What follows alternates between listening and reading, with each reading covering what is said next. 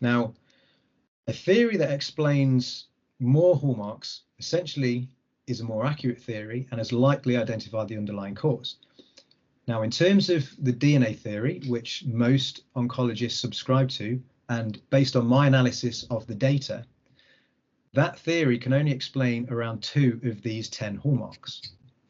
Okay, that's not to say that it's necessarily incorrect. It might just be that DNA is so complex at the moment that we can't explain the other 8 yet, and we might be able to in the future. So I don't want to completely discount it, but at present, with all the evidence we've got, all the data we've got, it can only explain around 2, which does indicate at this present time that it's not the underlying feature of cancer. It's just DNA mutations are a symptom of the disease.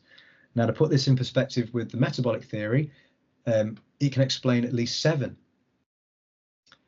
out of the 10. So that suggests that, being as though this energy shift occurs in virtually all cancers, one could argue that that's a major mechanism of cancer driving the disease. Hello, we're back for episode 28 on the Holocene podcast, and today we have Mark Lintern of cellsuppression.com. Mark wrote the book The Cancer Resolution, and in today's episode we discuss his brand new theory on cancer. We go into quite a lot of depth in terms of what the conventional theories around cancer and his new hypothesis. He really lays out his theory in great detail and has a very interesting story as to what actually led him to his research. As we go towards the end of the interview, we discuss more preventative measures, which is sort of what this channel is really about. It's about offering an alternative in terms of how to look at health, and that is really through preventative measures. What we don't want is to find yourself in a position where you have a disease, a chronic or an acute illness, where you now have to scramble around trying to find a cure. I always advocate that the best way to cure is prevention. So I really wanted to pick his brains on prevention as well, and we go into some really, really interesting information there as well. So as always, I hope you enjoy. Please like, share and subscribe. Click the bell icon, that way you'll be informed of the latest interviews that I'm posting. I've got some really good interviews coming up as well, so I hope that you follow along for the ride. I did want to do a very quick caveat, just more so to protect myself and Mark. We're both coming at this from outside of the medical profession. We're not doctors or scientists. We are just 2 people who are very interested in health. We come at things from a very different angle, and we wanted to have a comprehensive conversation about this topic, not mentioning any cures, just really kind of chewing the fat and sharing the information that Mark has found over the last 8 years of research.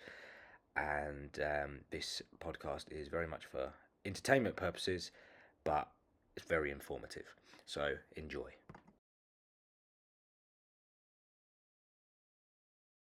Mark, really appreciate you coming on. As I said, I come across you on Dave Asprey. I thought you did a really good interview with him, and as soon as I heard it, I thought I need to get this guy on, because the information you were putting out was just so interesting.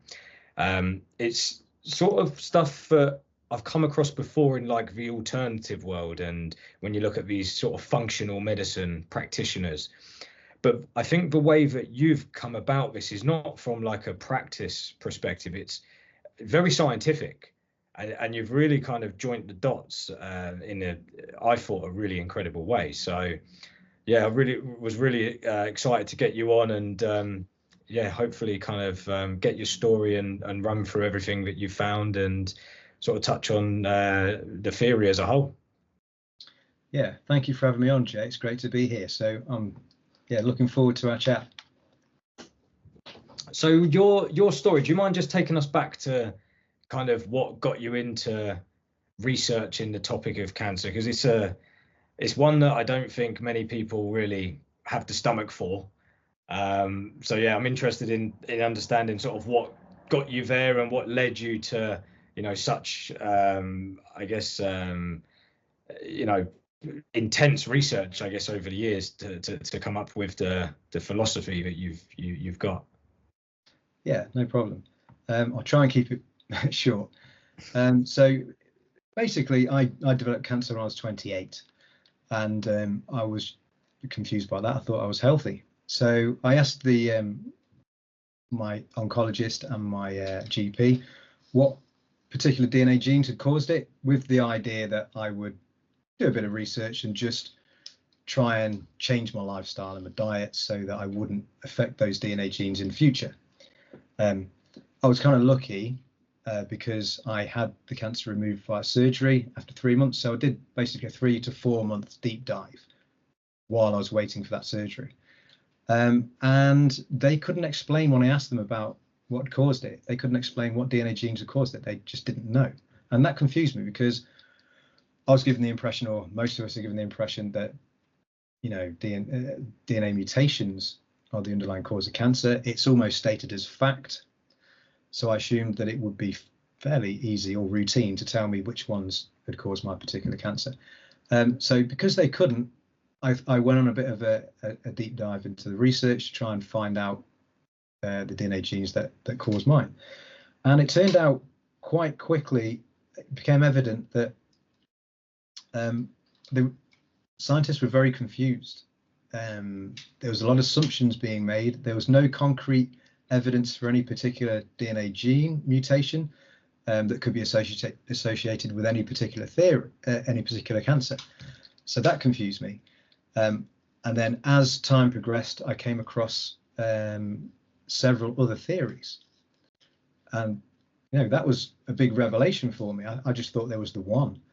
And that then led on to more research, and it just became apparent that the underlying cause of cancer was actually unknown. And that's the reason why we have so many theories. It's because we're still trying to establish the underlying mechanism that drives the disease. But it just became apparent to me that what I felt was worrying was that the mainstream, or the established view that most oncologists subscribe to, is the DNA theory. And it's just, as I stated earlier, it's stated that it is almost a fact that cancer is caused by these DNA mutations. I started seeing another side of the story, seeing that this is a disease that we still don't yet understand, and the underlying cause is potentially unknown at this present time. Now, that was a revelation for me, but I had my surgery, and then I had the rest of my life to live. I was given the all clear. So I thought, I'll put that aside. And then a friend of mine, a couple of years down the line, she developed cancer. And of course, I thought, I've got this initial research under my belt. What I'll do is I'll do more research to try and help her, enable her to look at potential other complementary treatments, the metabolic theory, which was one theory that stuck out in particular, and just give her some extra information that she could utilize to help her possibly improve conventional treatment as she was being given it. Now, she was in between a rock and a hard place, where a lot of her friends were saying, just trust the scientists. And I understand that she was hesitant to listen to what I was saying, because I'm a graphic designer. I'm not a medical scientist. I'm not trained medically in any particular way, which is what makes my story a little bit remarkable in that respect. But during this period of time, Sam passed away after a year of conventional treatment.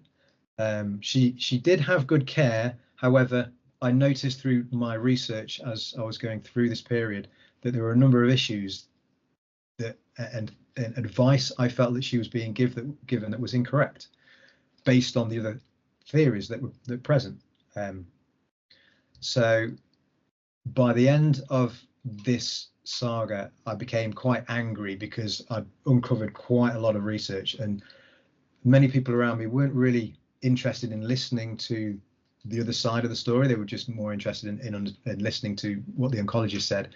And I did feel that there could have been a different outcome had we been worked together and done more research and gone down this route, because there's a plethora of information out there on alternative treatments. And yes, you've got to be careful because there are some snake oil salesmen out there, but there's a lot of research into complementary treatments and different theories. So after she passed away, I became quite frustrated, and I thought, you know what, I've done a lot of research now. I'll put this into a booklet so that if my family and friends ever develop cancer, I could provide them with the booklet and the evidence to support me saying, look, there's a metabolic theory, there's different potential treatment avenues. Look at this, just in the hope that this would improve their chances of survival if they did get cancer. Now, I carried on my research after this, and one thing led to another, and I started noticing particular correlations. So I carried on going. I was just intrigued by all the other different theories that were out there, and I hit upon a number of, I went through most of the theories that were available, hitting on a particular theory, the metabolic theory, which is, and we can go in a little bit detail a little bit later, which I came to discover was, and I do believe is the most accurate mainstream cancer theory currently available.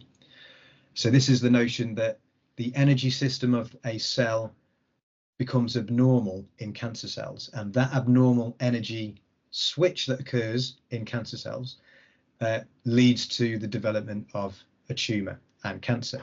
So that's the basic premise of the metabolic theory, where obviously the mutation theory is that DNA mutations cause the disease and they drive tumor growth. Now, you might be wondering why people should be interested in cancer, patients should be interested in learning about cancer theory. It's because at the moment there are at least 7 different theories of cancer available, and treatments are developed. Cancer treatments are developed from cancer theory themselves. So they inform the type of treatments that cancer patients can undertake. So if you want to take, and because the underlying cause of cancer is unknown, if you want to understand the metabolic theory or the tissue organization field theory, for instance, these theories offer a different understanding of what cancer is, and also a different approach, therapeutic approach to treatment. Now, mainstream oncologists are often, the majority of them are often wedded to the somatic mutation theory or the DNA theory, which means they're targeting these DNA genes. But they're not looking at the metabolic theory and the other theories that are out there and offering patients, the large majority of them aren't offering treatments associated with these other theories. Now, this is a problem because all these theories vary in their ability to explain cancer, in their accuracy to explain cancer. So the reason why cancer patients should gain a basic understanding of cancer theory is because the more accurate a cancer theory is, the more likely it's identified a key mechanism of cancer, and therefore the more likely that the treatment is going to be more effective. Mm-hmm. So just to put this into perspective, as I was going through my research, I was looking at the metabolic theory and I was convinced that this was the most accurate theory. So I got in contact with Thomas Seyfried, who is the biggest proponent of the metabolic theory at the moment, and I asked for his advice on, if I'm looking at cancer myself, how would I go about trying to establish which theory is the most accurate in order to determine which treatment should be the most effective? And he highlighted that there's 10 hallmarks of cancer. These are officially recognized traits of the disease. So for a tumor to be recognized as cancer, it shows these 10 hallmarks. And each theory is trying to explain these 10 hallmarks because they represent the actual disease themselves. So the hallmarks will represent things like abnormal growth, the fact that the cell doesn't die when it should, the fact that it evades the immune system, or that it grows its own blood supply, right? So these are the hallmarks, several hallmarks of cancer, and they need to be explained by any particular theory. Now, a theory that explains more hallmarks essentially is a more accurate theory and has likely identified the underlying cause. Now, in terms of the DNA theory, which most oncologists subscribe to, and based on my analysis of the data, that theory can only explain around 2 of these 10 hallmarks.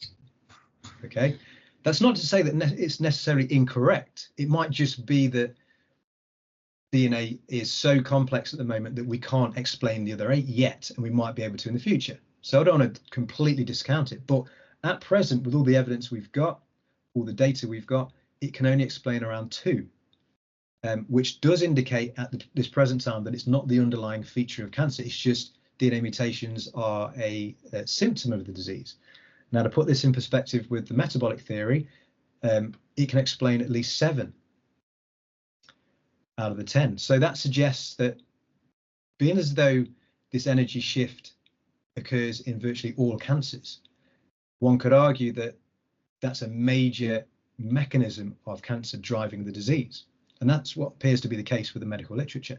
So it's very important for cancer patients to understand the difference between these theories, because if the metabolic theory is right, it means that metabolic treatments, for instance, starving cancer of glucose and glutamine, are potentially going to have a benefit and can possibly aid, as Professor Seafried points out, they can aid conventional treatment. So even if you don't believe in the metabolic theory necessarily, you can utilize fasting or various other metabolic approaches in conjunction with chemotherapy if you want, that can potentially aid or improve your survival outcome.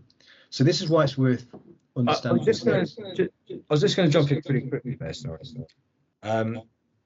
In terms of what you're saying there, so if you're looking at other theories, essentially you're allowing maybe a little bit more in terms of options, right? So when you look at this DNA theory, it's almost like you're powerless.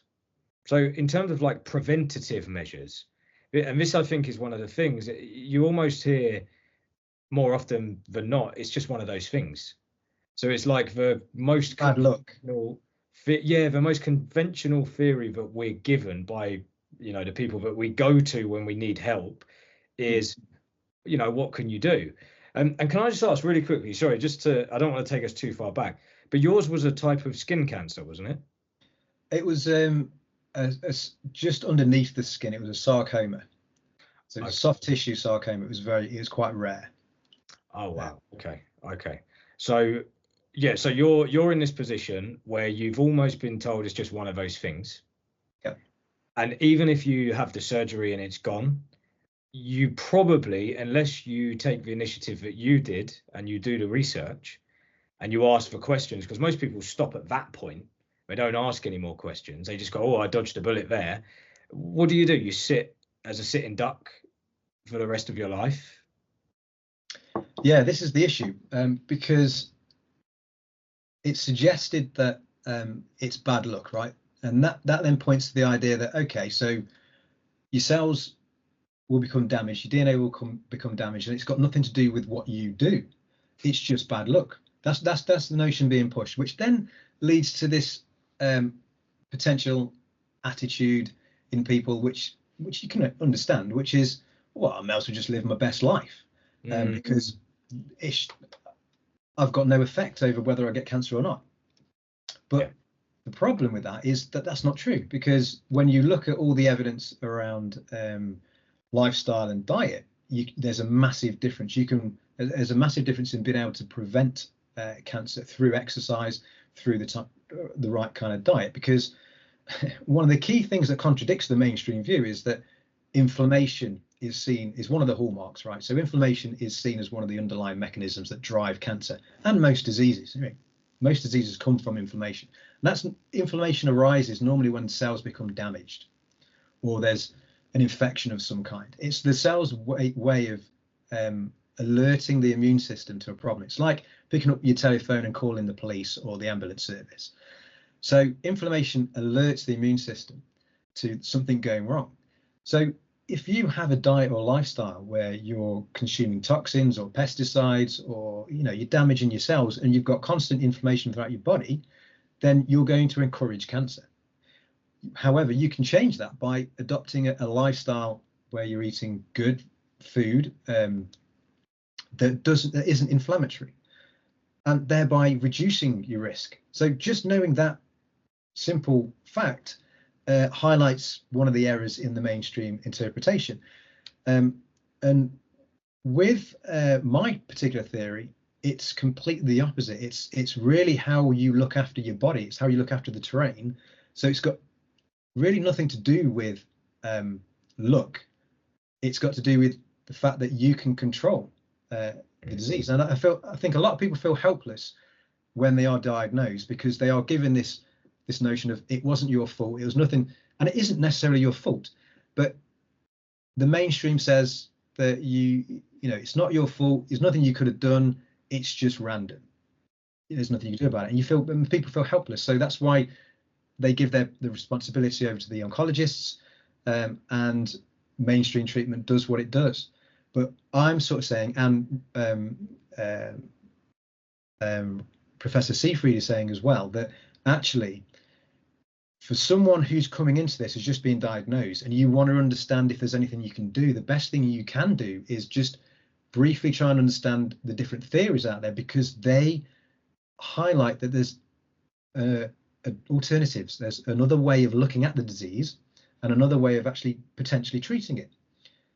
Now, this is where my theory comes in, because I did all this research, and it took me from 1 year or 1.5 years essentially after Sam passed away to just over 8 years for me to finish my theory. I didn't realize I was going to write a theory at the end of the day. I just thought, you know, a couple of years, I'll keep adding to this. Then one thing led to another. It became obvious there were a few issues with the metabolic theory, which is why I said it can only explain 7 of the 10 hallmarks. Because if a theory can explain all 10 of these hallmarks, that suggests that it's identified a key mechanism, if not the underlying cause of the disease, right? Yeah. So the metabolic theory can only explain around 7.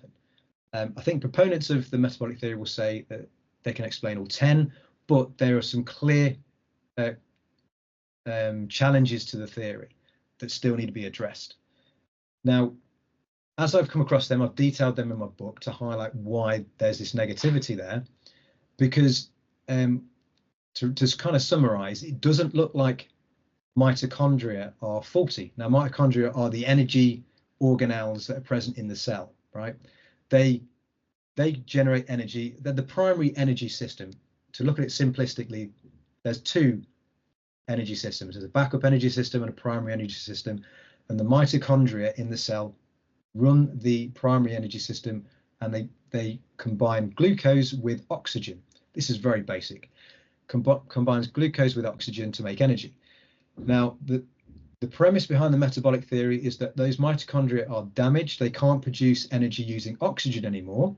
So the cell is forced to switch to its backup energy system, which is why cancer cells use what's called glycolysis, that's the backup energy system, as their primary energy system. So this is the assertion has been made that the reason why the energy shift occurs is because these mitochondria are damaged. Now, the evidence shows that in a number of cases, the mitochondria can still create energy using oxygen. So it contradicts, and there's many other contradictions. So I was looking at this and I was thinking, on the one hand, I wanted the metabolic theory to be right, but I realized that it couldn't quite explain a number of things. And as I went through more research, there were other aspects of the disease it couldn't explain. So I carried on my research, and I realized that this energy shift in cancer, which is also called the Warburg effect, the Warburg effect needs to be explained, and it's pivotal to cancer, because when the Warburg effect, this energy shift occurs in cancer, it generally generates the rest of the hallmarks of the disease, right? So it's pivotal. Without this energy shift, it doesn't appear as though cancer can form. So my reasoning became, well, we shouldn't be really looking at all these DNA genes. There's 21,000 of them in the cell, and they're extremely complex. Scientists are doing all that.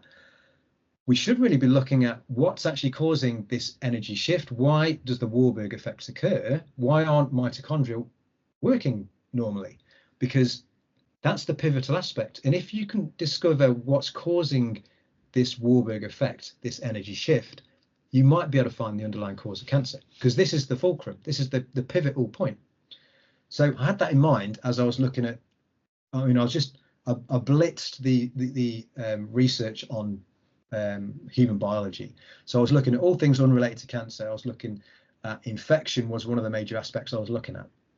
And as I was reading an infectious paper to do with fungal pathogens, they just mentioned the word a Warburg-like effect, in that cells respond when they come into contact with a fungal pathogen and a bacterial pathogen with this Warburg-like effect. And that's when the light bulb moment went off for me. I thought, hang on a minute, are you telling me that infection triggers this energy shift in cells within the body?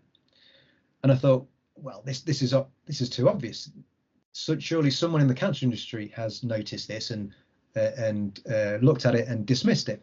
So I went back and I tried to find evidence where scientists were saying, oh, infection causes the disease, and there is evidence to show infection causes the disease.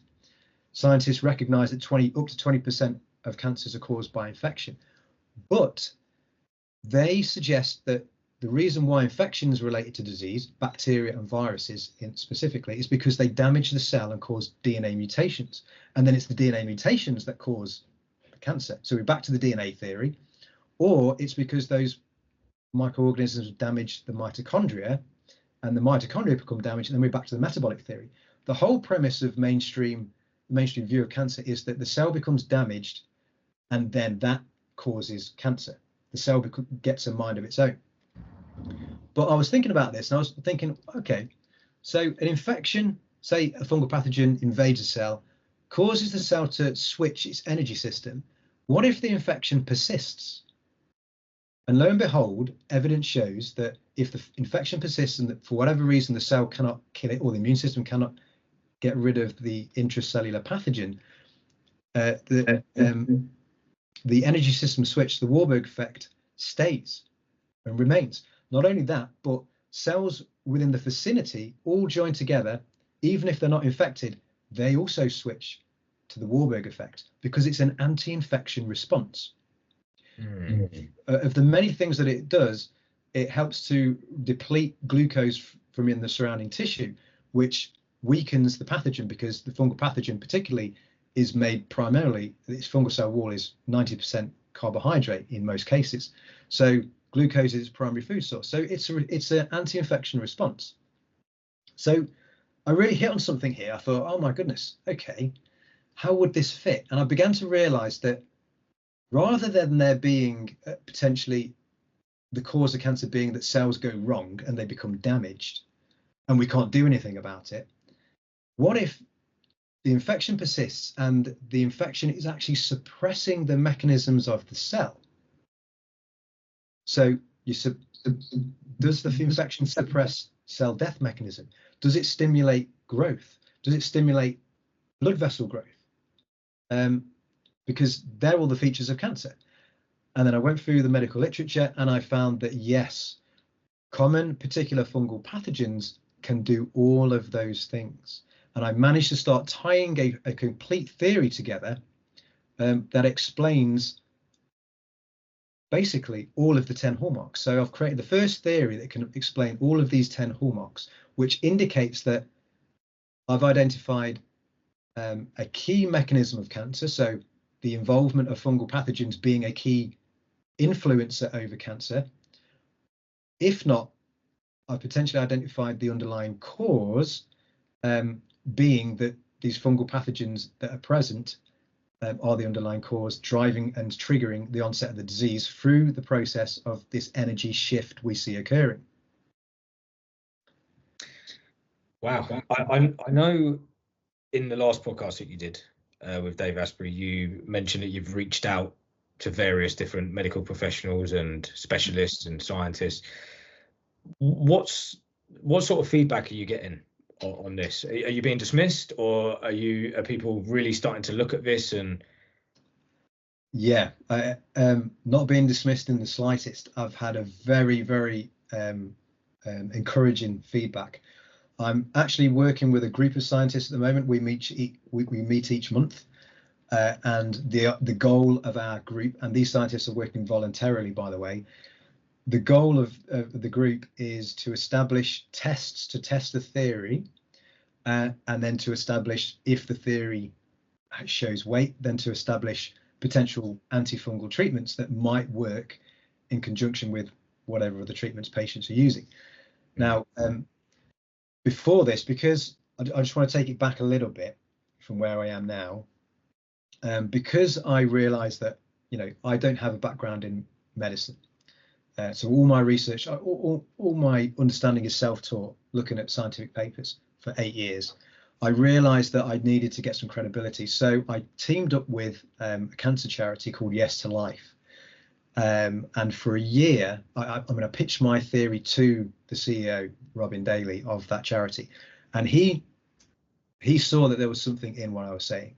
So he said, well, Mark, if there is something in what you're saying, what I propose is that we do an event where we have you debate 10 scientists in real time online in front of other medical professionals. And you present your theory to them, and we all vote on it, and we discuss it, and you debate them. And at first, of course, I thought, no, there's no way I'm going to be doing that. Intimidating, right? Very intimidating. I'm not throw you into the lion's den live and recorded.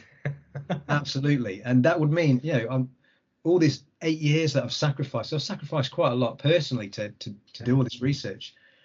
All that could go down the drain if it's shown to be wrong. But then at the same time, I realized the only way for me to put this forward and help people is for it to be tested in a scientific manner. So I agreed. So it took us just over a year. We organized this event in February of 2023. And for 6 hours, I presented my research through 3 presentations. And I was grilled by these scientists, and an audience of over 200 medical professionals joined. And they all voted, and they asked questions as well, and what have you. And they all voted favourably. Out of 10, 7.4 was the vote. So 10 being absolute confidence in my theory, and 0 being no confidence. Now, for a brand new concept, that's I'm not trying to blow steam for myself. That's a quite impressive thing to do, especially a non-scientist, or a citizen scientist, as I'm now called. So there's no way they come into it. They come into it like ready to grill you. And yes. They probably haven't done their homework on you. So this is probably brand new information. Well, they were the scientists, on the 10 scientists and clinicians on the panel were provided with my theory long before. So they had a time to look at it. Okay. They understood what they were going into, so they knew what questions to ask. So yeah, it was quite intense. But by the end of it, basically, that validated my theory. Doesn't mean my theory is correct. It meant that through a scientific process and scientific analysis, a blaze of fire, really, it was validated by scientists and clinicians to say, look, Mark's got something here. We haven't really studied this in great depth. We need to study this further. There could be something in this. So that's the solution that came out of that. So from that, I've got now quite a big scientific following behind me. I'm in the process of speaking to a number of clinicians and scientists, and we're trying to work together. I'm speaking to another scientist about immunotherapy in conjunction with an antifungal therapy. And just one other thing I would like to point out is that I'm saying fungal pathogens are potentially driving cancer. What people might ask or have a query about is, okay, if this is the case, then surely there should be fungal pathogens in all cancers. Now, proponents of the DNA mutation theory, most oncologists, up until 2017, thought that tumors were sterile, so free of microorganisms, right? But a professor called Ravid Straussman in 2017 published a paper where he studied 37 tumors, I think it was, different cancers, and he identified there were bacterial and fungal pathogens present in all cancers and all tumors.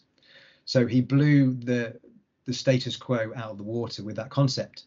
So now I've got this theory saying that fungal pathogens in particular are driving the disease, and he's got this evidence to show that fungal pathogens are present in all cancers. So then the question becomes, well, did they colonize the tumor after it developed, or did they cause it to develop?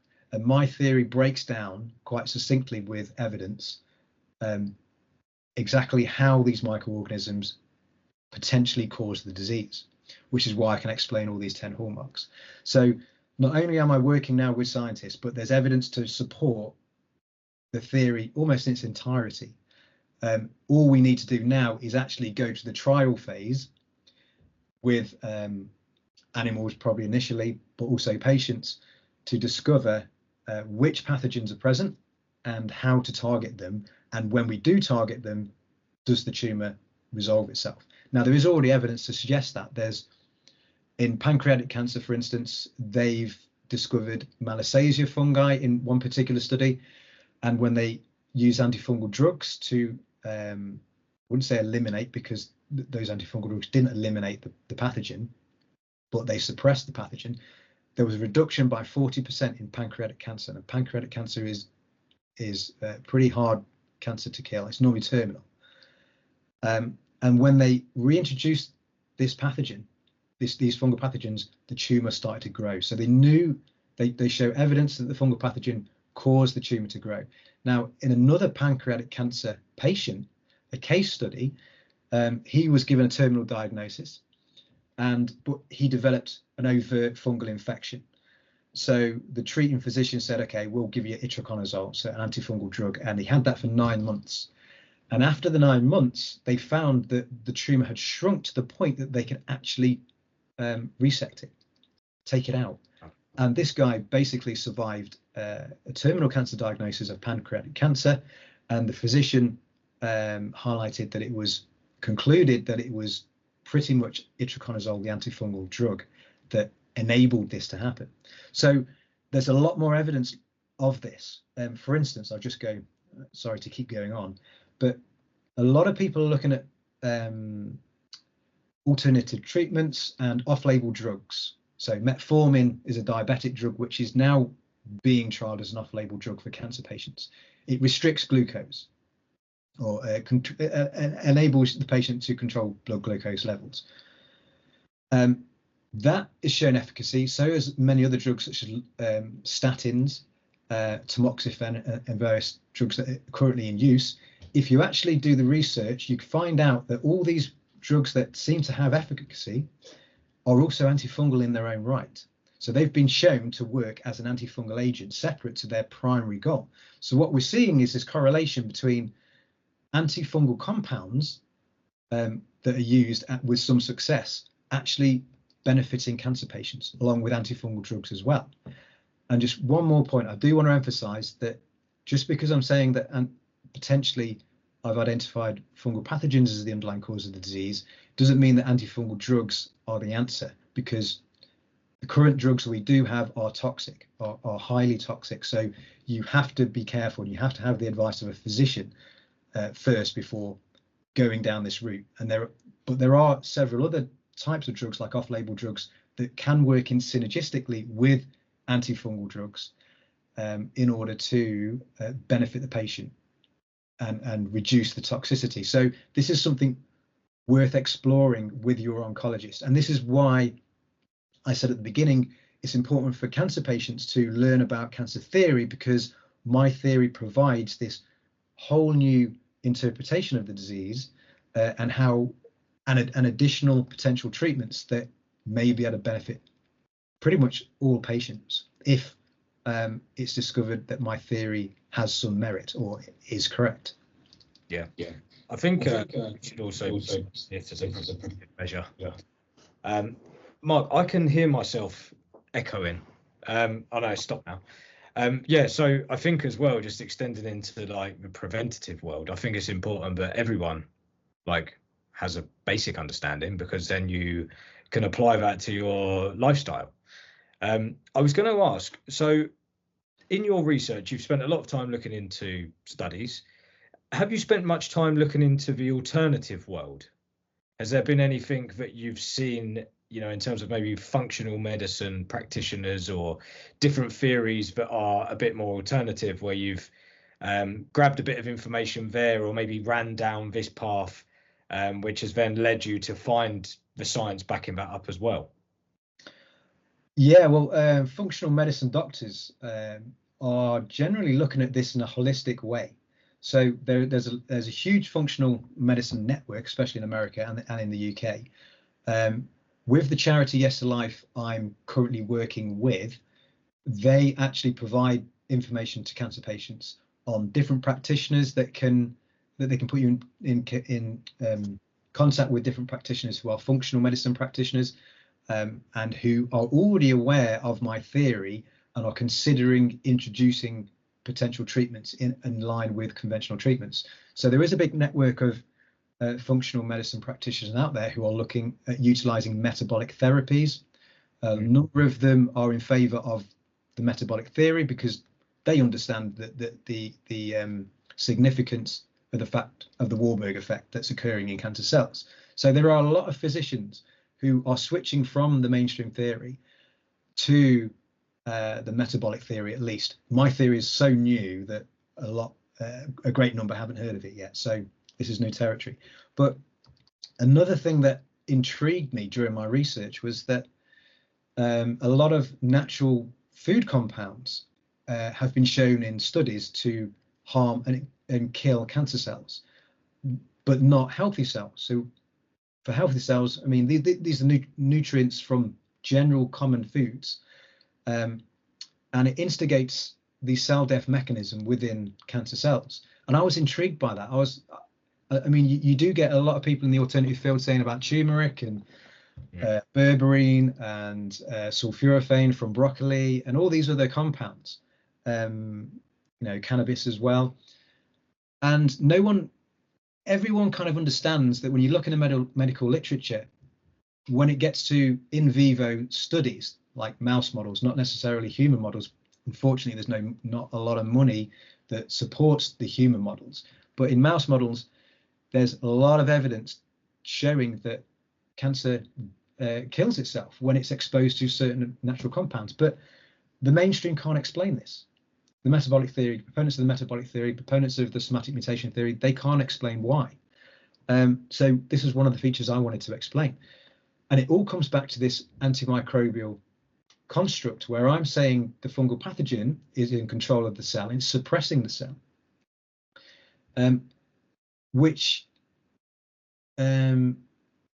just to go back to the self-suppression notion, and the reason why I couldn't get fully on board with the metabolic theory and DNA theory, is that those theories say that cancer occurs because the cell death mechanism is broken. So the cell can't kill itself, so it keeps on growing. But when you apply a natural food compound, such as turmeric, to these cancer cells in the lab, the cancer cells commit cell death via the very mechanism apoptosis. The p53 gene, or the mitochondrial cell death pathway, the cancer cell chooses that pathway to commit cell death. So it chooses to die. So that contradicts the notion that cancer cells want to live. They've got a mind of their own. And it also highlights that the cell death mechanism is actually still operational. It's not damaged irreversibly, as the other theories are suggesting. It's almost maybe been hijacked in a way. Exactly. So that's one of the things, as I was doing this research and looking at this natural food, these natural food studies, that really resonated with me, and that really helped me formulate this idea that actually, what if the cell is being suppressed? So now I can provide an explanation as for why these natural compounds are able to selectively kill cancer cells. And that is because these compounds are highly antimicrobial. So what's happening is these antifungal compounds in, say, resveratrol are killing or weakening the fungal pathogen, controlling the cell. That then enables the cell to take more control. And if the cell is damaged to a certain degree or past a certain threshold, it's going to become detrimental to the host. It will enact that cell death mechanism and its evolutionary programming and kill the cell, which is why it chooses to kill itself, in contradiction to the other theories, how they suggest it actually occurs. So And this is also highlighted very succinctly with silver and honey. So silver, it's not a nutritional element. We don't break it down if we consume it in nanoparticle form. And yet it selectively kills cancer cells. In the studies that show this, it doesn't kill healthy cells. So it shows that the silver is not cytotoxic. It's not damaging the cell and killing it. So that's not the explanation for why silver kills cancer cells selectively. So what other property does silver have? It's been used throughout antiquity as an antibiotic. So it's highly antifungal, it's highly antimicrobial. That seems to be the only mechanism by which, or the primary mechanism, that's causing this cell death in cancer cells. If that's the case, what silver is showing is that the cancer cell is being controlled by a pathogenic or microorganism, and it's killing that microorganism, allowing the cell to once again regain control. Now, honey is even more interesting because honey is primarily glucose or sugar, which is what the metabolic theory says is driving cancer. Everyone's heard the phrase that cancer feeds on sugar. And that's because of the energy shift that occurs. Glycolysis requires at least 18 times more glucose molecules than the primary energy system in order to sustain the same level of ATP energy output. So it's known that cancer cells do absorb greater quantities of glucose. So the sugar in honey should feed the disease, but it doesn't. Now we're talking organic honeys here, and we're talking even non-peroxide honeys, because people will argue, well, some honeys are peroxide based, which means they'll produce free radicals, and the free radicals are damaging, so therefore they're causing damage to the cell. That's what causes the cancer to die. But they've done studies with non-peroxide honeys, which suggests that the reason why those honeys instigate cell death in cancer cells is because of the antimicrobial compounds that those honeys harbor. So here again, you have a food that is pretty much pure glucose, which is what cancer should be feeding on, and yet the cancer cell is deciding to kill itself in the presence of this nutrient, which contradicts the mainstream view.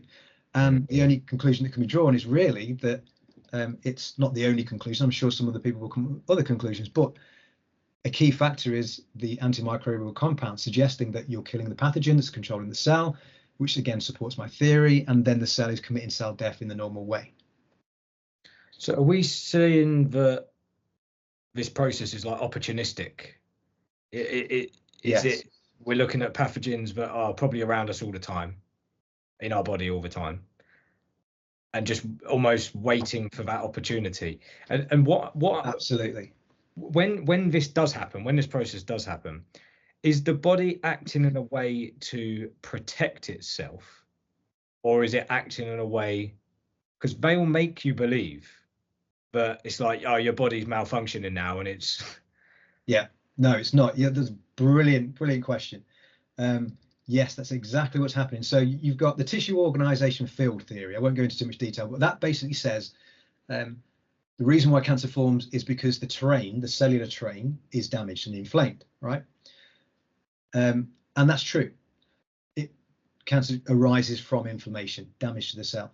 And what you're doing in that process of damaging the cellular environment through the toxins that you might be having, lack of nutrients if you've got poor diet, is you're creating an environment where it makes it easier for an infection to occur, an intracellular infection. So what you also have, and what we're finding out now, is that you've got a microbiome present in many tissues within the body. Even I saw a study fairly recently, even now they're showing that the brain has its own microbiome. Yeah, the mouth. I'm quite into the whole oral thing. The mouth, the gut, the brain. Outside the gut, the mouth is then the next greatest population of microorganisms. But many tissues within the body harbor their own microorganism population. So what's happening essentially is, it's not cancer. I'm not saying cancer is an infectious disease in the sense that someone will sneeze on you and then suddenly you'll get cancer. No, it's a case of over a long period of time, your cells will become damaged, they'll become weaker, your immune system will become weaker over time. And through this inflammatory process, you'll be generating excessive lactic acid, iron overload. And in that little niche of an area of, say, your pancreas or your liver or your lung, where it's constantly damaged, these pathogens, particularly fungal pathogens, they take advantage. They take advantage of inflammation. It enables them to invade cells more easily. The iron overload that occurs is like rocket fuel to pathogens, and they feed on the lactic acid that's produced. Now, incidentally, the iron overload and the lactic acid in that area of cellular damage, whilst it feeds the pathogen, it also suppresses the immune cells at the site of damage. So what you've got is this environment, if it's sustained, if there's chronic inflammation sustained, an environment that enables these pathogens to gain a foothold. And when that happens, they're essentially creating this environment, this toxic environment that suppresses the immune cells, prevents the immune cells from getting into those damaged cells in order to attack the pathogen. And because the energy switch that occurs, this Warburg effect that occurs as a response to infection, because that's a proliferative state, cells start growing. And the pathogen has blocked the cell death mechanism because it's protected within this small niche from the immune system. You have a tumor forming because it's, like I say, a proliferative state. Cells are growing and growing and growing. Now, just to go into a little bit more detail to explain that this is your body responding, trying to respond to the infection. There's a doctor called Robert Navio, and he was looking at how cells react to any sort of danger, so any toxin or infection. And he goes into detail, and he explains that cells react, and they have three potentially phases that they go through: a damage control phase, a repair phase, and another phase which brings it back to homeostasis, that turns off all the signaling, dampens things down when everything's repaired. Now, he explains that when an infection occurs, the mitochondria, remember that I mentioned earlier, the metabolic theory says that mitochondria are damaged and can no longer use oxygen, and then the energy system switches to the backup energy system, and then that's cancer. Well, he explains that when a fungal pathogen comes into the cell, the mitochondria intentionally blocks the oxygen pathway in itself in order that it can use the oxygen to target the invading pathogen, right? So what you have is now mitochondria are suppressing themselves essentially, so they no longer use this oxygen pathway, which is what the metabolic theory is recognizing. But they're saying it's because of damage. Robert Navio is highlighting that it's because the mitochondria control the defensive mechanism within the cell. And so they're stopping the use of oxygen to target the pathogen, and then that triggers the backup energy system, because the cell needs to still generate energy. And that explains why we have this Warburg effect occurring. It's because the cell itself is doing all it can to kill the pathogen. Now, in most cases, in a healthy person, if this event happens, it will be resolved. We'll have inflammation, like we get physical damage, or we experience some toxicity somehow. That will happen. The pathogen might, or even just an infection might come in. That infection can be cleared by the immune system and the cell itself, and it will be resolved, and the energy system will switch back from the backup energy system back to mitochondria, recreating energy via oxygen, because they don't need to use the oxygen to combat the pathogen anymore.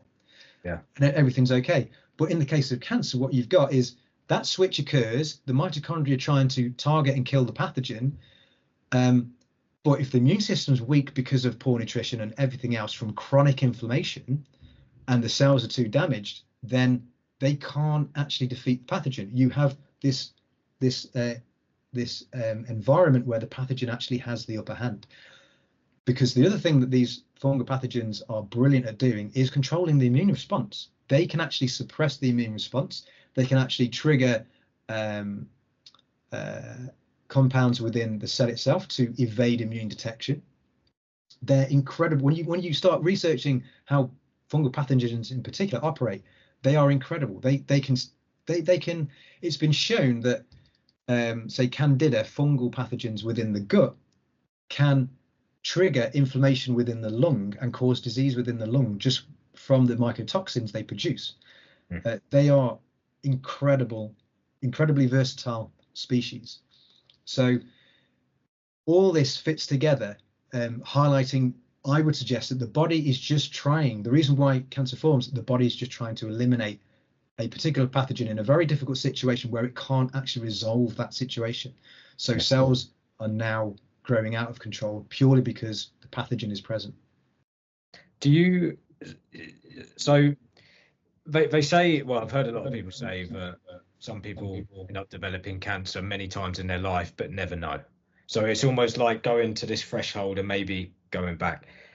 But if you're constantly, scanning the area and checking, do you think that some people may find what they're looking for almost, and early detection may not always be, the full-blown development of how bad it can go? That's one question. And the other one would be around when people have like a biopsy.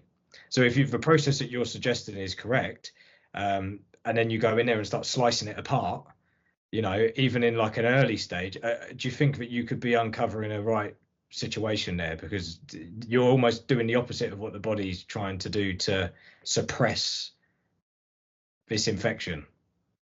Yeah, so certainly there's, I mean, a lot of people do say that, a lot of scientists do highlight that if you are going to do a biopsy, then there is the potential that you can damage the tissue, and that might then result in a cancer stem cell, for instance, migrating into the bloodstream, and then it can be capable of migrating to another part of the body and metastasizing. So there is a danger in that, but it's a catch-22 in the sense that, from my perspective, if you want to understand the best way to treat your particular type of cancer, you do need to try and find markers to try and identify which particular fungal pathogens are present, and even bacterial pathogens, because I show in my book that there's potentially a synergy between the bacteria and even viruses. So you do want to be able to try and identify that, and there are current tests that can identify fungal pathogens present within blood serum. So there is a way of doing that, but for sure there is a danger on taking biopsies. It is a small danger, and it might be beneficial if you can identify the fungal pathogens that are present. But there are other, this is very nuanced and very, very difficult. It's not a case of just taking a sample and you'll have the fungal pathogen present in that particular sample, because as I said earlier, you don't need every single cell in the tumor to be infected, because cells work communally together. So they'll switch to this antifungal Warburg effect, even if they're not infected, in order to aid and prevent the infection spreading even further. And this also kind of explains, I was listening to some scientists earlier on today talking about the problem with immunotherapy, where it's difficult to get T cells and immune cells to actually target cancer cells. Well, this kind of explains for me why it's difficult to do that, because a lot of the cells in the tumor are actually normal cells. They're just cells that have switched to the Warburg effect because they're not infected, but they're trying to kill the pathogen or impede its progress. So whereas the mainstream will be looking at those cells and saying, because they've switched energy to the Warburg effect, they're cancerous, so therefore we should be trying to kill them. But the immune system's not going to be noticing them because it doesn't see them as foreign, because they are actually our cells. They've just switched energy system as they would be in a normal manner in order to kill the pathogen. And sorry, can you remind me the first question? In terms of like early detection, so could you assume that there might be cases where people have had a diagnosis but they don't, maybe it's too early in the process, as you're suggesting? Is it if it's opportunistic, and you mentioned that this process is probably going on all the time, and it's just a case of the immune system almost kind of turning off this process essentially. Do you think that sometimes people can have a diagnosis which isn't actually cancer, but it's potentially, it's been diagnosed as cancer, but it's not cancer? You're almost in there interfering too early, is I guess what I'm trying to ask. Yeah, so it's almost like you're having tests done, and I mean there are a number of circulating cancer. There are a number of tests that you can do that show particular markers of increased inflammation, increased cancer cell prevalence within the bloodstream, and various things. But I think what you're asking is, can people have a diagnosis? So, say for instance, prostate cancer. There's a PSA test which measures inflammation, right? So a lot of men will go for a PSA test, and their inflammation marker will be quite high. That's an indication that the prostate is inflamed. Doesn't necessarily mean it's cancer, but it can suggest it's cancer. And from that, people can get the wrong impression. Now, I do cover this a little bit in my book, and it highlights that the PSA test can be detrimental in the fact that it's not really that accurate, because anything can cause inflammation to a certain degree. So there are occasions where people are being diagnosed with prostate cancer and they haven't got it. But also, on the contrary, people who do have it and do have prostate cancer, but it hasn't detected it. So yes, it's a difficult one. Because we still don't fundamentally understand the underlying cause of cancer yet, we don't know the exact markers we should be using. I mean, there are a number of accurate markers that can predict it when it gets to a certain level, but we're still in the dark with it. Technology needs to move forward, so it's hard to say whether or not. I don't want to say yes, don't get tests done. Yeah, to check, because you don't want to get the wrong impression. It's always good to be cautious. And they get a second opinion, a third opinion, and what have you. So I'd recommend that, even though there is ambiguity sometimes. Yeah. I spent a lot of time, it was a couple of years ago, looking into someone called Dr. Holder Clark. And she basically had a similar theory to yourself. She was working on clients, and she found within, it'd be interesting to see, to hear your views if you have time to look into her actually. But she was suggesting that essentially a similar thing to you, but she also added parasites to the mix as well. Yep. So she's essentially talking about like the biofilm, which is like yeast, candida, fungi, which is you're almost sort of creating this mechanism yourself if you're toxic. So say for instance you've got a bunch of mercury in your cells. Yeah. So these, this fungi and these parasites essentially consume the toxins.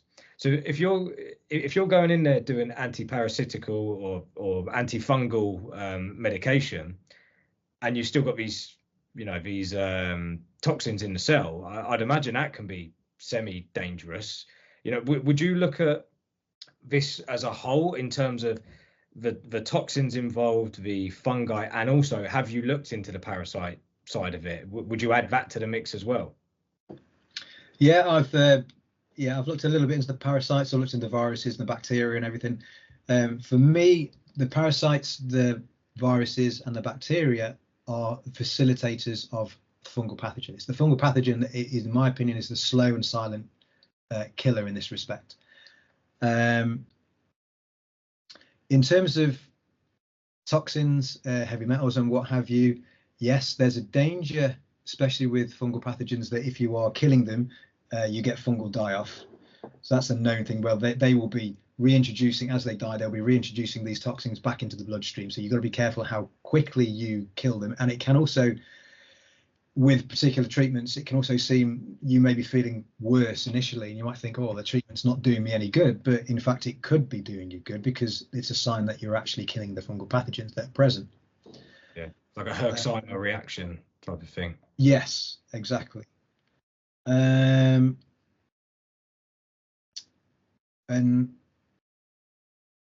sorry, what else was there on that question in particular? So okay, let me go back to another question on this point actually. What comes first? So say we're living in a toxic environment. I know Dave Asprey mentioned moldy house, for instance.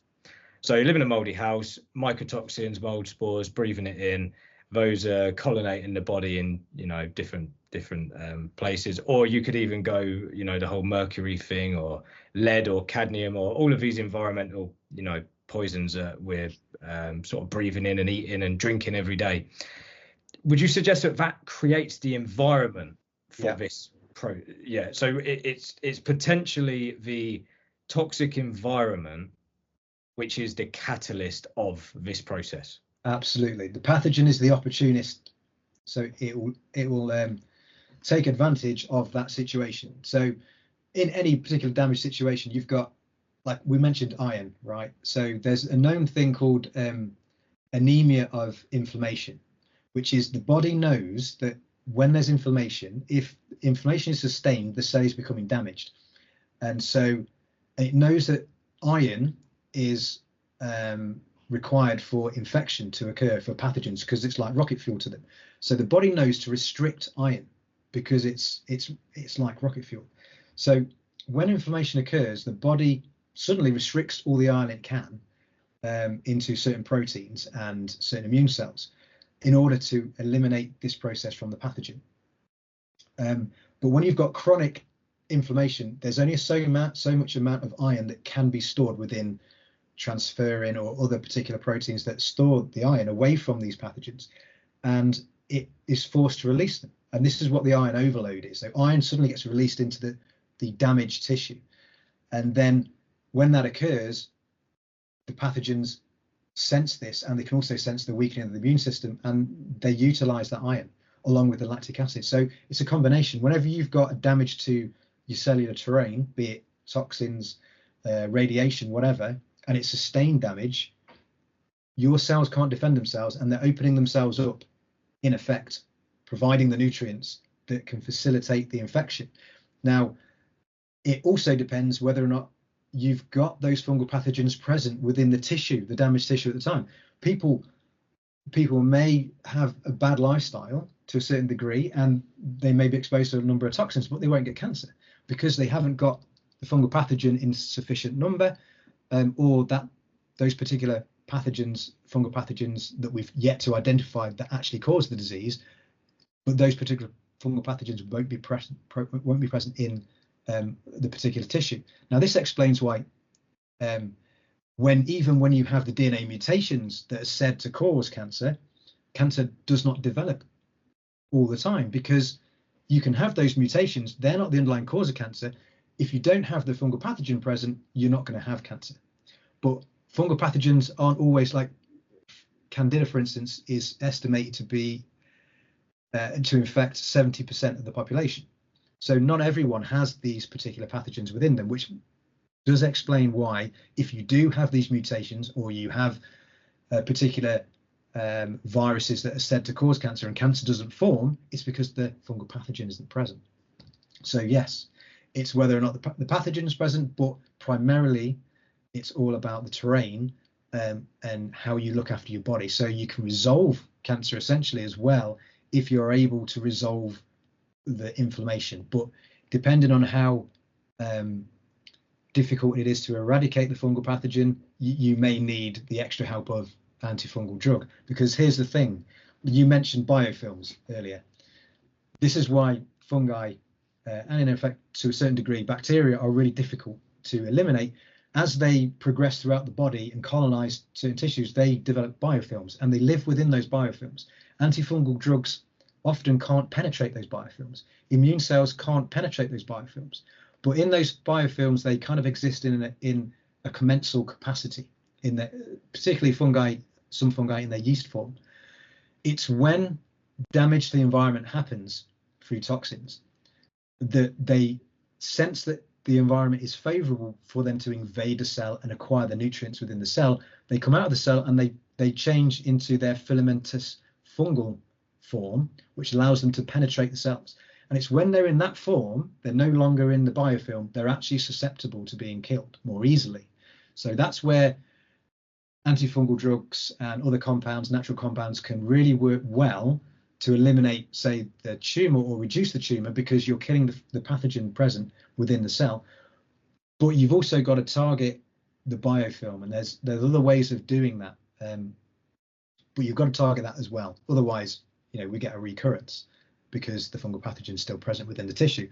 But what you could do, essentially what you can do is you can kill the fungal pathogen, say with an antifungal drug, and then if you change your lifestyle and diet so that your cellular terrain is no longer inflamed, the pathogen might still be present in the biofilm, but because the opportunity now isn't there, the cells are fit and healthy, and the immune system fit and healthy, and the microbiome, the beneficial bacteria, is controlling the pathogens within the biofilm, cancer will not develop.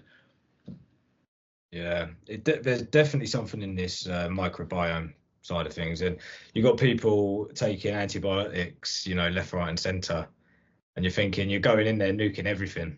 You know, so do you look at sort of probiotics as well, and you know, kind of colonizing the good enzymes and the, you know, the sort of good bacteria? Yeah, that's an early field of research, so we've got to be careful. There is some evidence that using probiotics can benefit, and we do need to re-establish the beneficial bacteria. So it's just trying to work out which are the best ways to do that. I do have a potential solutions chapter in my book, and that talks about several of these issues and a potential therapeutic approach to take into conjunction with the metabolic theory and the tissue organization field theory, which is looking at the cellular terrain and that sort of thing. But I reiterate within the book that I'm not a medical expert by any means. So this is just information research that for other people to go and do their own research on. But yeah, certainly it's a way of looking at how to treat the disease naturally is one of the processes you do need to go through and have a look at. Yeah. Do you mind talking a little bit about like preventative measures?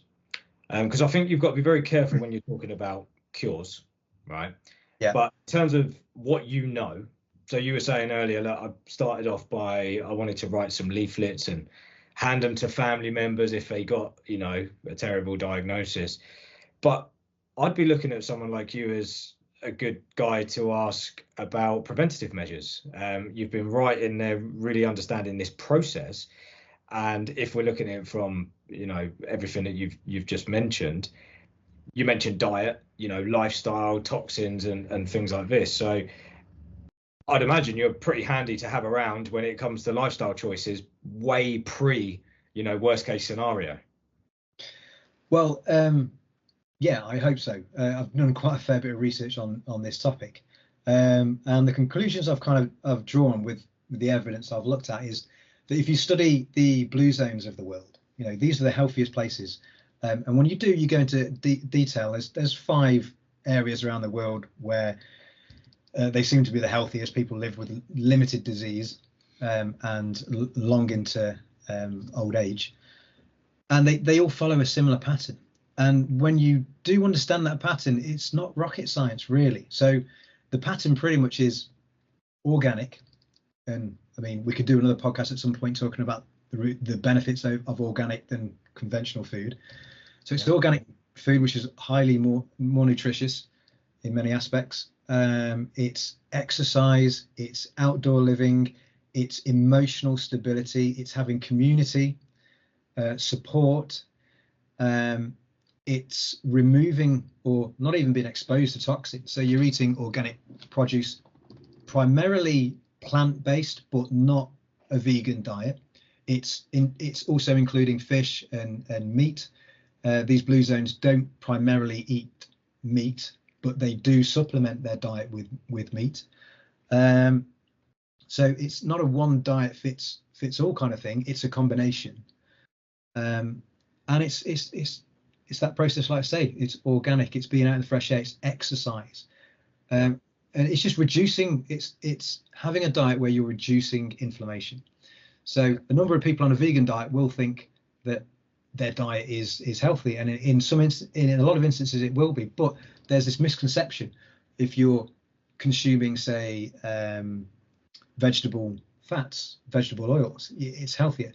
Well, a lot of these vegetable oils are processed, and they have the wrong ratio of omega-3 and omega-6 that triggers inflammation within the body. So without knowing it, a lot of people are actually triggering systemic low-grade inflammation. You combine that with many other things. If you're not eating organic food, you've got small number of pesticide residues present.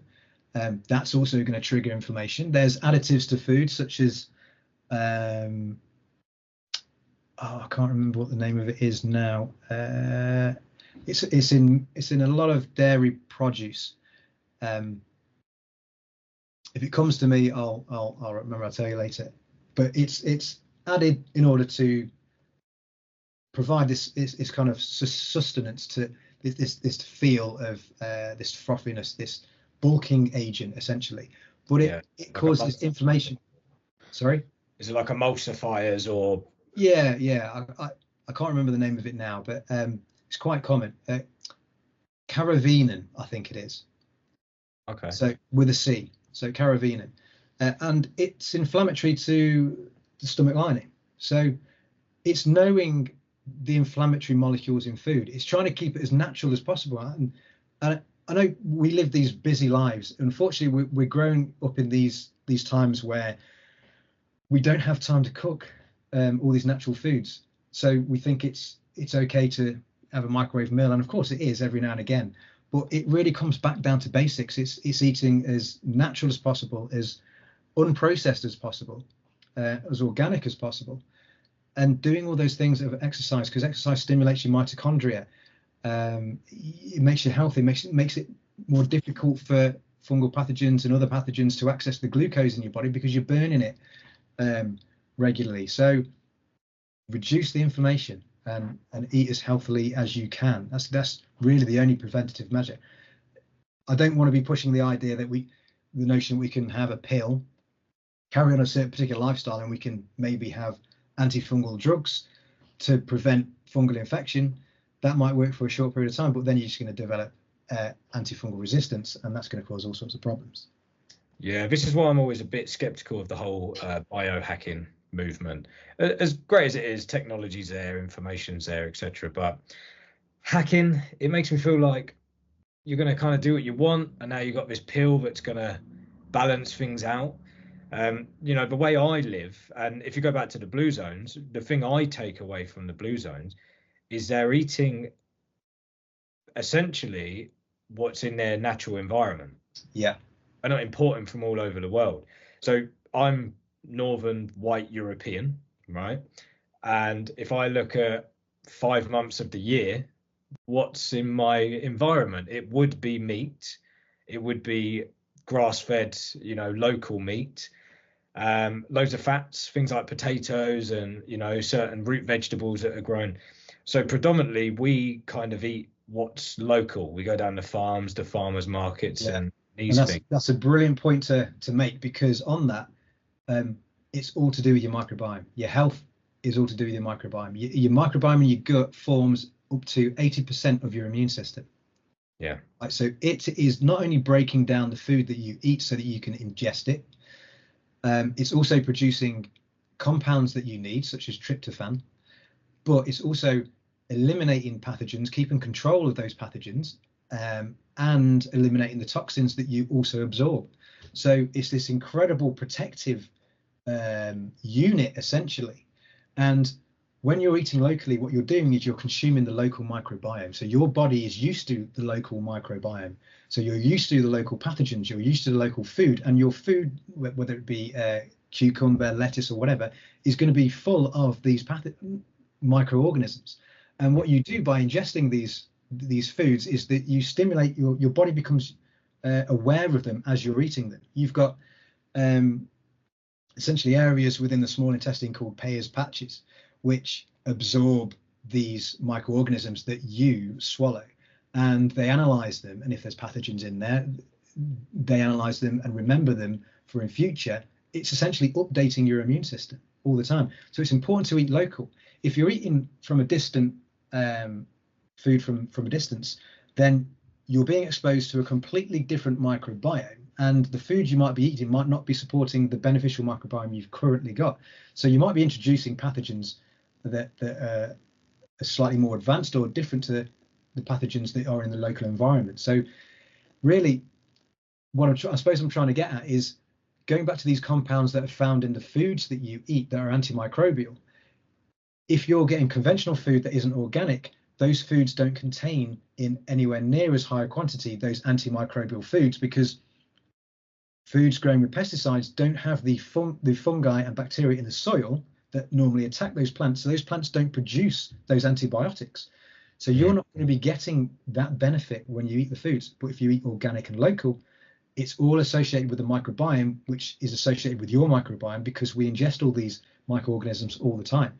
So microbiome of the soil, the plants, the food we eat, and the microbiome in our body and on our skin, it's all related, all related. And as soon as we start adding in antibiotics in the food we eat, and in the water, and even just overusing antibiotics in general, you're destroying that beneficial bacteria. Yeah, it's just going to cause all sorts of problems. It's interesting you say that. I've never thought of it from a microbial perspective. It makes a lot of sense. And as you were speaking, I was just thinking, it sounds like holographic, you know? So if you go from the cell all the way out to your environment, it's like, I had Dr. Natasha Campbell McBride on the show, and she kept saying we are a microbial community. And essentially that's from the macro, the micro to the macro, really. And it's just just listening to that, I thought that was quite interesting. I always looked at it from more of a light perspective as opposed to microbial, but I think that's another great point to add to that. Because I was always sort of thinking, buying food that's in your light environment. You're getting sugary tropical fruits from the tropics. Yeah. What's that? How's my body gonna, adapt to that? It's not part of my environment in any way, shape, or form. So I'm glad you mentioned that. I think that's a really probably quite an overlooked point, actually. Well, I mean they do say that if you're going to have honey, you want to really be having the honey, and even for medicinal purposes, you're going to really want to utilize the honey in your local area, because the bees in that particular area will be producing the antimicrobial compounds in relation, like the plants do, in relation to the microorganisms that attack them and are present. And they're going to be the same microorganisms that attack you in any given jurisdiction. So you go to another area of the world, you're going to have a different arrangement or population of microorganisms.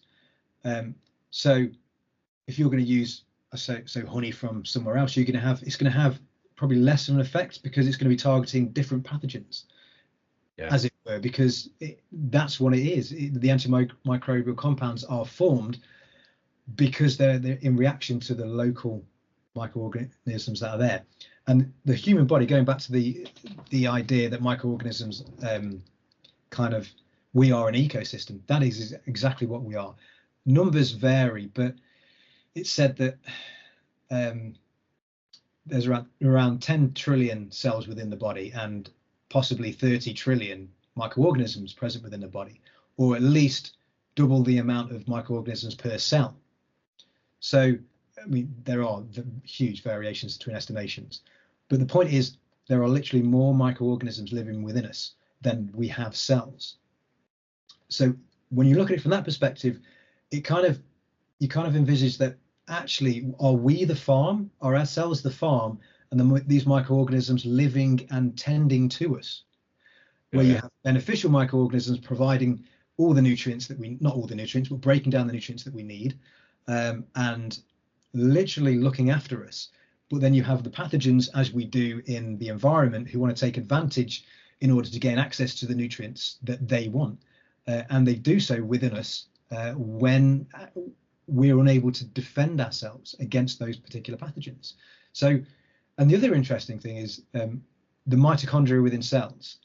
They have a bacterial ancestry. So the point is there that the theory is that they merged with cells in evolution to develop a relationship with our cells. So bacteria, the mitochondria in the cells, that the primary energy system, they have their own DNA, separate to the DNA present within the nucleus. So in effect, one could argue that if the mitochondria are in control of the cell, what you have is you've got all the other microorganisms outside the cell, and they also infiltrate cells as well. But all the microorganisms are essentially tending to us, but we also have bacteria essentially ancient bacteria within the cell that are also controlling the cell as well. So we are this microbial community. Wow. That I know the physical structure is something that we see something very different. Yeah, definitely. So It's very interesting.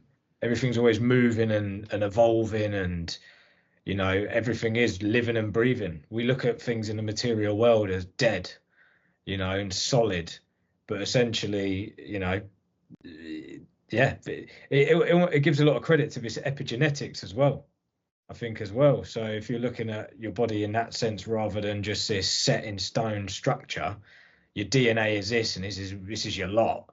You know, like I said at the very beginning, they've gone with the idea that gives you the least amount of control. Yeah. Well, DNA is essentially, the way I see it, it's just levers, essentially, isn't it? It's a blueprint on how to build the cell, but it's just levers that react to sensory input from what's happening in the environment. It has to be. Your body has to adapt. We evolve. That's the whole point. You look at microorganisms; they evolve quite rapidly to insults. So that's all that's happening. Epigenetics is the change in DNA methylation or the change in DNA expression dependent on the input from the environment. So as soon as you are getting attacked by a microorganism, you're going to get a number of changes, or whatever food you consume, you're going to get another number of changes within the DNA of the nucleus that is adapting to that information in order to either break it down, utilize it for whatever it needs to be utilized for. So yeah, epigenetics is a huge aspect of health and disease that needs to be considered. It's not just a case that these genes just do this, and they get damaged. They're changing all the time. Yeah. On that point, actually, you mentioned earlier about emotional state. I was quite interested in hearing your view on, you know, say stress or worry and, you know, emotional factors, and how that can essentially create this process as well. Yeah, so I mean, any sort of stress, you are generally gonna be increasing your cortisol level. So you're going to be increasing the glucose levels within your blood. You're also going to be triggering inflammation in the body. So all these processes help to facilitate pathogen infection, essentially, and weaken the immune system. So the whole process is one that's going to be, again, it's damaging the terrain, but aiding the pathogens that may be present at any given moment in time. So stress is incredibly important, just purely from the perspective of reducing the amount of information that it can generate. And there is an element of positivity associated with it. There are a number of theories that go quite in depth into the consciousness of cells and how your consciousness can affect how cells operate. There's a lot. It's a bit ambiguous in some areas, and some people kind of believe that certain cancers in certain areas of the body are a result of mental trauma, and that could certainly be the case. But this is an area that needs a bit more research to define whether that's true or not in some aspects. But certainly, meditating, looking after yourself mentally, you're going to be reducing the stress that you receive, which is going to stop the inflammation that occurs through that process, reduce the cortisol in your blood, and allow you to relax and allow your immune system to work at its most optimum. And that's all we can really do. Provide the nutrients for our immune system to work at its optimum. Yeah. So it really is just a case of what I'm taking from this is, in terms of a preventative factor, is balance. It is the mind, the body, and the spirit as well. Just absolutely really living as naturally, as peacefully. In some ways, the opposite of what modern society has become. Yeah, absolutely. Too busy. Pop a pill when you've got something wrong with you. Hopefully that'll fix it. Carry on living the toxic life that you are living. The weakening of your immune system. You can continue down that route, but as we all know, it doesn't end that way. Yeah. More pills can equal more toxicity. Your theory here, because I look at a lot of different things. If you look back at the people I've interviewed people like Natasha McBride. She was a neurologist, and now she specializes in essentially diet. She created the GAPS diet, so she's helping children reverse autism, right, through diet, through the leaky gut, through leaky gut and the gut microbiome, etc. People who specialize in the light environment, psychological. I've been down the rabbit hole of German new medicine as well, which is another interesting topic. And it really all kind of comes back to this thing of like the mitochondria. So light is massive as well. You've got people. I saw there was a celebrity recently who was diagnosed with a rare form of skin cancer. Never went out, never in the sun. He was a gamer, so I would assume probably poor diet, staying up late at night, circadian rhythms all over the place, blue lit room in front of his computer all night. Maybe these are just assumptions, of course, but what would that do to the mitochondria as well? So it really is just doing the right things, I think, to help give energy rather than take, essentially. So just that level of balance. But no, this has been brilliant. Really, really glad I had you on. Yeah, you've given me so much. At points, I think some of the information was so heavy. I had about 10 questions, and then when it come to me talking, I'm thinking, oh, those 10 have now turned into I don't know what to say. Well, it's incredibly complex at the end of the day. So it's no wonder that there's so many questions flying around, and there's so much more I could talk about, which is why my book is like 600 pages long. I've got just over 800 references in the back. That's why it took me 8 years to write and publish. So yeah, but it's great speaking to you as well, and I really appreciate you having me on the podcast. Yeah, brilliant. I'd love to have you on again. You mentioned about looking into like the difference between organic food and different pesticides and potentially the physiological damage caused by these chemicals. So yeah, hopefully if you're free, because I know you're busy and you're taking on the world at the moment, but if you do have any downtime in the future, I'd love to have you on again, and yeah, maybe be a bit more focused on, well, probably the initial stage of this whole process, which is the environment. How do we clean the environment up, and how do we kind of nip this in the bud before it's too late and you need to read that book? Yeah, prevention obviously is the best course of action. But yeah, absolutely. Let's keep in touch, and let's have another podcast sometime in the near future. Fantastic. Did you mind just giving a shout out to your website, and if there's anything else that's going on your side? I'll put all the information in the show notes anyway, but is there anywhere that you'd recommend people to go to find more of your work, or any other sort of podcasts that you're doing in the future? Or yeah, okay, thank you. The website is called www.cellsuppression.com, and the theory is published in a book called The Cancer Resolution, which is available on Amazon at present. There are a number of things I'm currently attending, although I'm not too sure of some of the dates that I'm attending at the moment, but any new information can be found on my website. I update that quite regularly. I do also have a Facebook page which is discussing the theory, and you can get in contact with me on there. Add in any questions you can, and I'll answer them as best I can with a short period of time I've got. Fantastic. Thank you very much for your time. Thank you, Jay. Take care.